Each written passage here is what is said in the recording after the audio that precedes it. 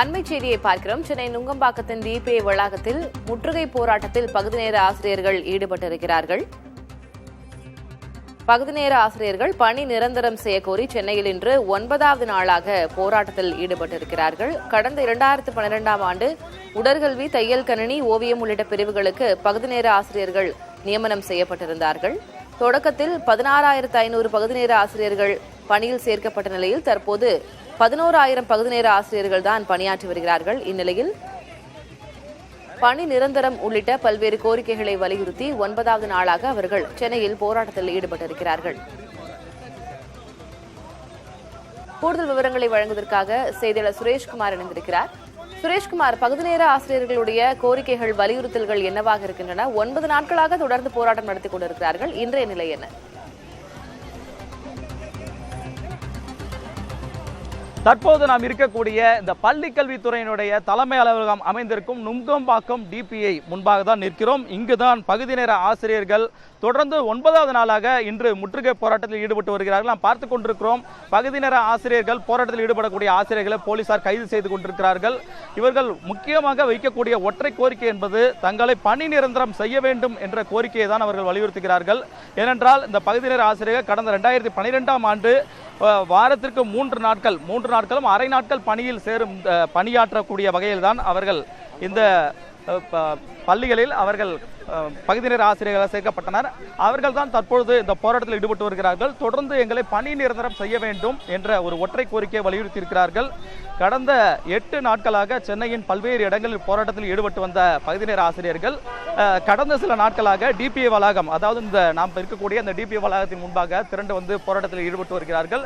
இன்றைய தினம் 9வது நாட்களாக நாம் பார்த்து கொண்டிருக்கிறோம். ஒரு பேரணியாக திரண்டு வந்து இந்த ஆசிரியர்கள் தங்களை பணி நிரந்தரம் செய்ய வேண்டும் என்ற கோரிக்கை வலியுறுத்தி இந்த போராட்டத்தை மேற்கொண்டு வருகிறார்கள். நாம் பார்த்துக் கொண்டிருக்கிறோம். ஒளிப்பதிவாளர் நரேஷ் காட்டக்கூடிய காட்சிகளில் தெரியும். தங்களை பணி நிரந்தரம் செய்ய கோரி டிபிஐ வளாகத்துக்கு முன்பாக அவர்கள் சாலையில் தற்பொழுது போராட்டத்தில் ஈடுபட்டுக் கொண்டிருக்கிறார்கள். அவர்களை போலீசார் தடுத்து நிறுத்தி அவர்களை கைது செய்யும் பணியை தான் மேற்கொண்டிருக்கிறார்கள். இவருடைய கோரிக்கை கொடுத்து கேட்கலாம், எதுக்காக இந்த போராட்டம்? ஐயா, எங்களுடைய ஒரே கோரிக்கை பணி நிரந்தரம். இந்த திமுக தன்னுடைய 3 தேர்தல் அறிக்கையில வாக்குறுதி கொடுத்தாங்க. கடந்த சட்டமன்ற கூட்டத்தொடரில் மாண்புமிகு பள்ளிக்கல்வி அமைச்சர் முதல்வர் முடிவெடுத்து அறிவிப்பார். எங்களுடைய ஒரே கோரிக்கை பணி நிரந்தரம். முதல்வர் சொன்னார், அதை செய்ய சொல்லித்தான் நாங்க கேட்கிறோம். வேற எதுவும் இல்லை. அவர் சொன்னதை செய்யுங்க அப்படின்னு கேட்டுதான் நாங்க போராடுறோம். ஆனந்தகுமார், கோவை மாவட்டம். இந்த பகுதி நேர ஆசிரியர்களோட கோரிக்கையை கேட்டிருந்தோம். பணி நிரந்தரம் என்பதுதான் ஒரே கோரிக்கையாக அவர்கள் கூறுகிறார்கள். இது மட்டும் இல்லாமல் நீங்க என்ன ஊர்ல இருந்து வந்திருக்கீங்க? என்ன இந்த போராட்டத்தில் முக்கியம்? சேலம் மாவட்டம் பெரியசாமி, பகுதி நேர ஆசிரியர் மாநில செயலாளர். பகுதி நேர ஆசிரியர்களாக 13 ஆண்டுகளாக அரசு ஏழை எளிய பிள்ளைகள் படிக்கின்ற பள்ளிக்கூடத்தில் எங்கள் கல்வியை முழுமையாக நாங்கள் கொடுத்து கொண்டிருக்கிறோம். தமிழக அரசிற்கு பணி நிரந்தர கோரிக்கை வைத்திருக்கிறோம். அரசும் எங்கள் தேர்தல் அறிக்கையில் பணி நிரந்தர செய்திருக்கிறார்கள். இங்கே பார்த்தாலே தெரியும், அவர்களை ஒவ்வொருவரையும் போலீசார் அழைத்து சென்று பேருந்துகளில் ஏற்றி கைது செய்யும் பணியில் ஈடுபட்டுக் கொண்டிருக்கிறார்கள். இந்த பகுதி ஒரு போராட்ட களமாக மாறி இருக்கிறது. இங்க இருக்கக்கூடிய ஒவ்வொரு பகுதி நேர ஆசிரியர்களும் இங்கு காவல்துறையினரோடு எங்களுடைய கோரிக்கைக்காக போராடி வருவதாக அவர் தெரிவித்துக் கொண்டிருக்கிறார்கள். மகளிர் அதிக அளவில் போராட்டத்தில் பங்கேற்றிருக்கிறார்கள். பார்த்துக் கொண்டிருக்கிறோம். இந்த போராட்டத்தில் பங்கேற்ற ஒவ்வொருவரையும் பேருந்துகள் மூலமாக காவல்துறையினர் கைது செய்யும் காட்சிகளை நாம் பார்க்க முடிகிறது. இந்த இடம் ஒரு பதற்றமான சூழல் நிலவிக் கொண்டிருக்கிறது.